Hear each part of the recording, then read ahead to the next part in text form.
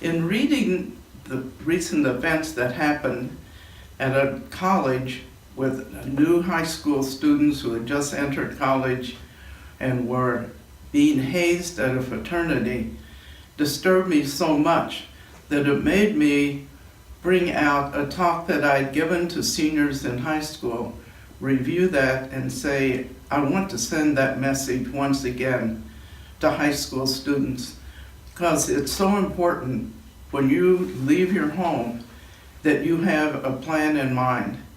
And what happened to the students in this university told me that they had not thought about themselves and had as a result, put their life at terrible risk.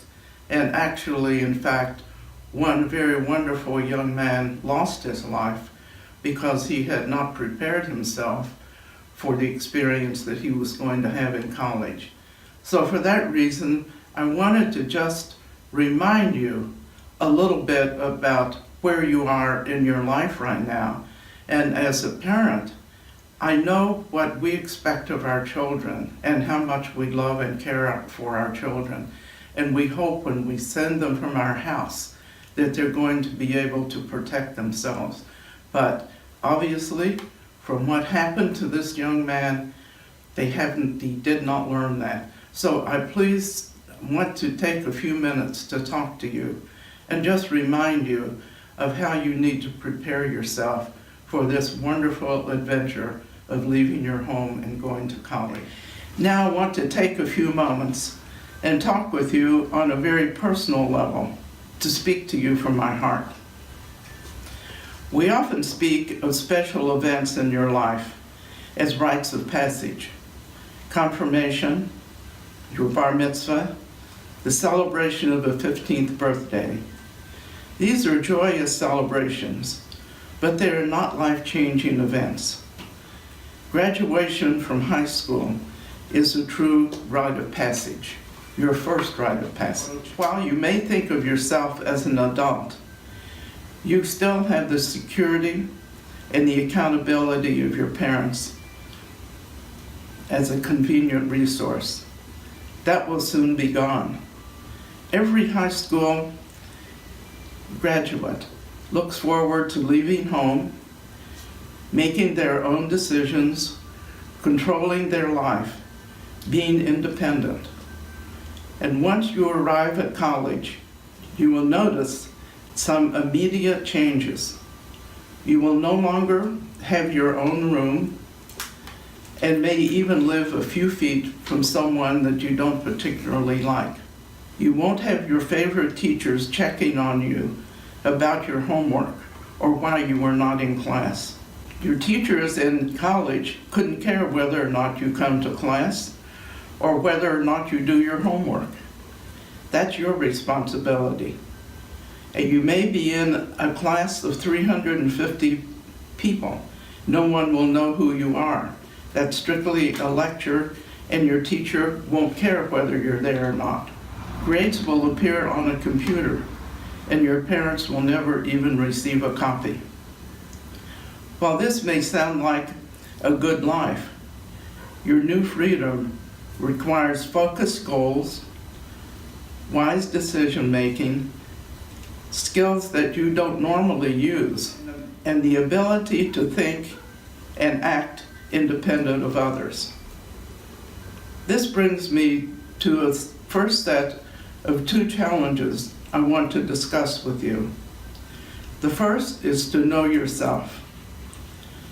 I'm going to ask you to take the next few weeks during the summer and determine who you are. I'm talking about who you really are, not about your reputation. That's what people think you are. I'm talking about you, your character, and what you are passionate about. What is your bottom line, fundamental values that you will never compromise? These will likely be tested soon after you arrive at college, as for example, the young man who lost his life because he didn't know his values, he didn't know who he was. Let me give you an example. Several years ago, a wonderful young man, graduated here from a high school that I know very well. He was accepted at a well-known Ivy League college. And since he had been a popular student in his class and was an honor student, he was invited to come back to the class to talk to the students, the senior students, about what school was like, what college was like, and what he had been doing since he had left. The conversation began something like this. College is a blast. I've been wasted every night, and I hardly ever go to class. You're going to love it. The discussion was downhill from there, and the person who had invited him to come and inspire the members of the senior class quickly wanted him out of the room and wanted to try to tell the students that he did not understand who he was, or he would never have come and talked like that. He understood his freedom, but he didn't understand his responsibility. He didn't know himself. Determining one's true self takes discipline and introspective thinking. It requires turning off your electronic equipment and sitting quietly for a few minutes each day to think about yourself.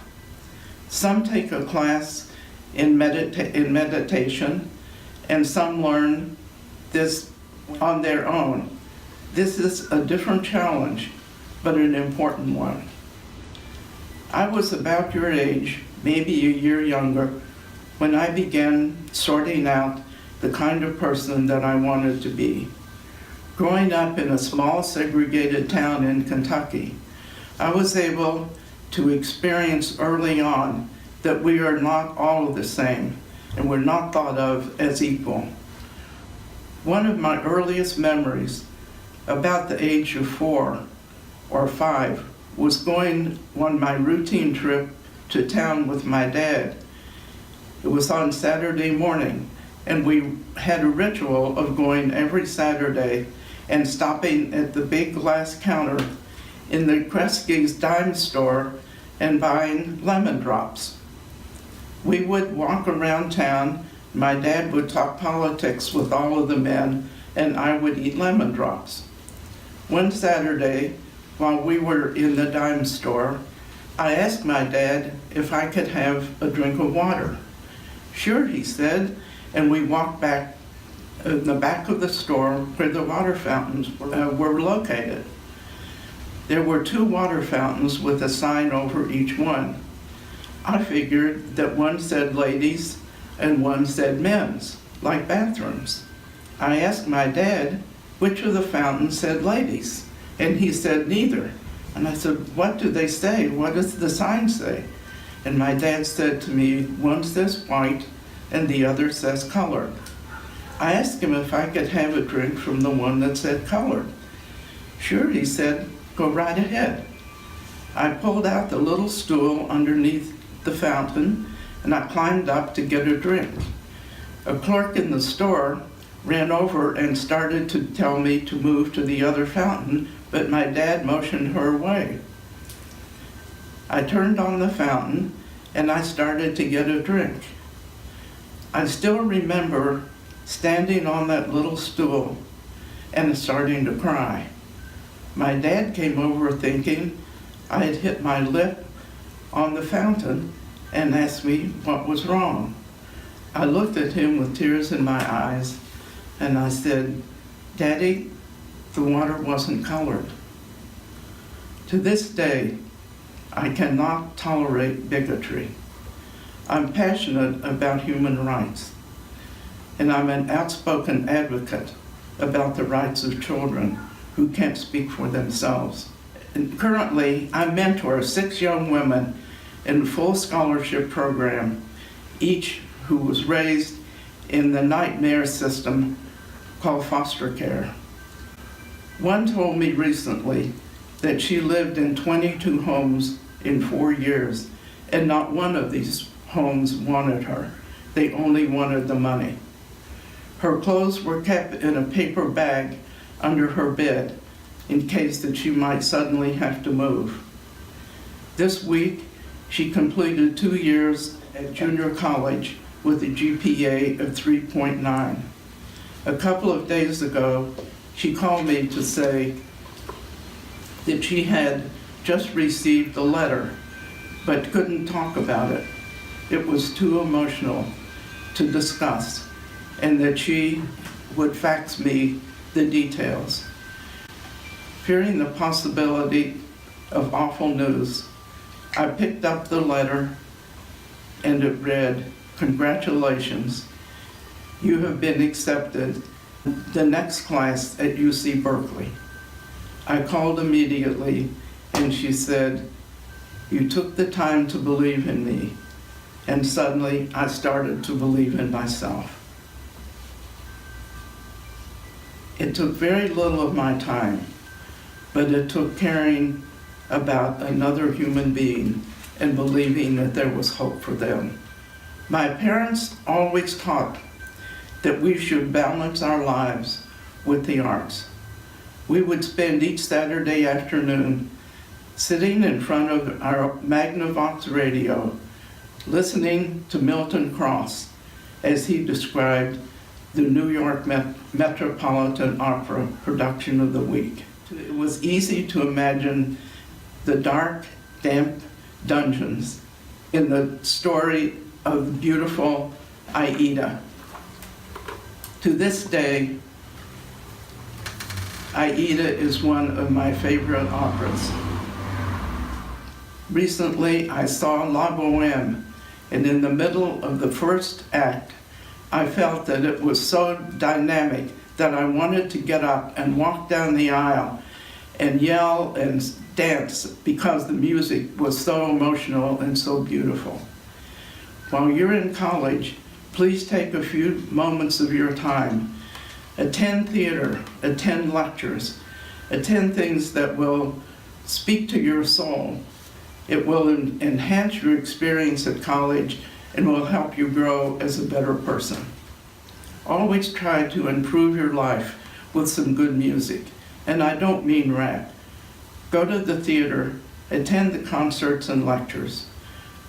Find other ways of serving, find the Office of Service Learning, and volunteer for a project that is close to your heart.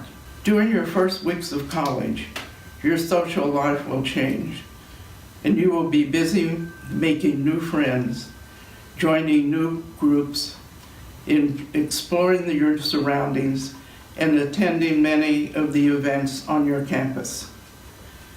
The days fly by quickly, and before you realize it, the holidays will be there, and you will be wondering what happened to all the time. And as you are enjoying your new variety of life, a very different dynamic is taking place at home. It was for this reason that I give you a second challenge to remember your family. I spoke to a parent just last year whose daughter was in the class before of her high school. He was telling me how much he enjoyed taking his daughter to visit college campuses on the East Coast and several southern states.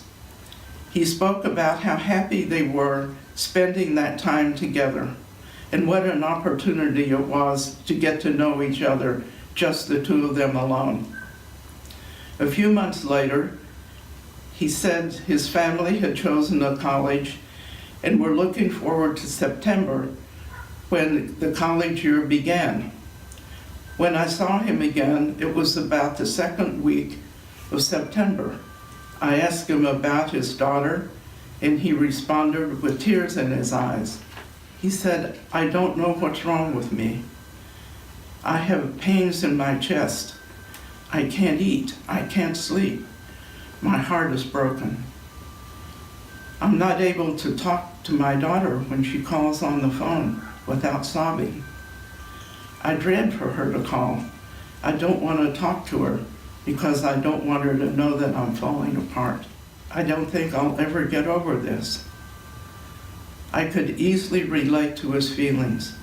I felt the same way when my son left our home and went to college.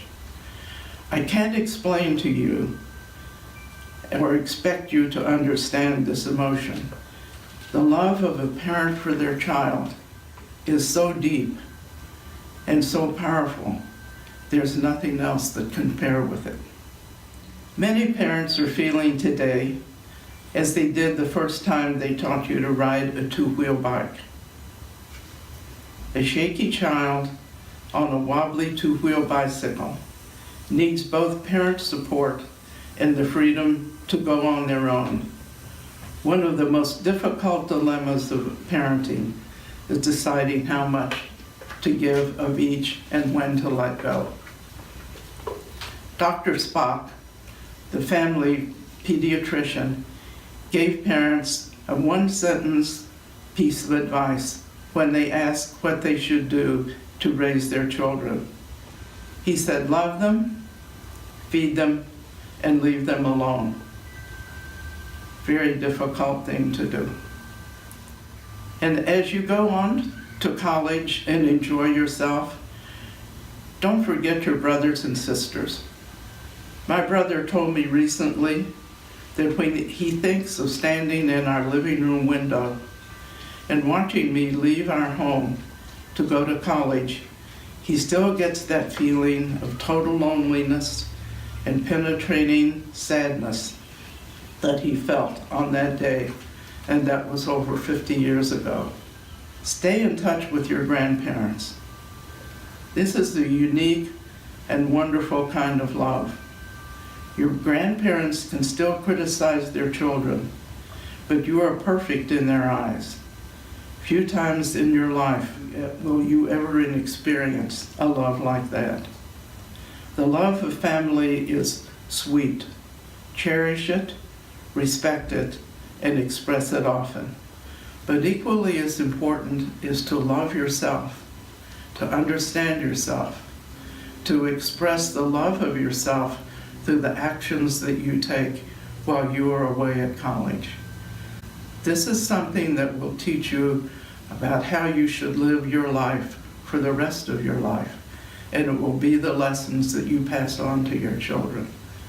Leaving your home and becoming a college student is your first stage of independence, your first rite of passage. Cherish that opportunity and use it to its fullest extent. Always respect yourself and respect those around you. If someone tries to force you to do something that you don't want to do, that's not a friend. Choose your friends carefully and be a friend to others. I hope this advice helped you as you move on. Going to college is not an easy thing. Learning the academics is the simplest thing. Learning about yourself is what's difficult. But if you're going to be a successful person and proud of yourself, this is your most important challenge. As a parent and as a grandparent, it's important for me to know that you and my children and my grandchildren are going to be happy, grow up to be successful in their life, and to do the right thing and make the right judgment. Thank you so much, and have a wonderful year.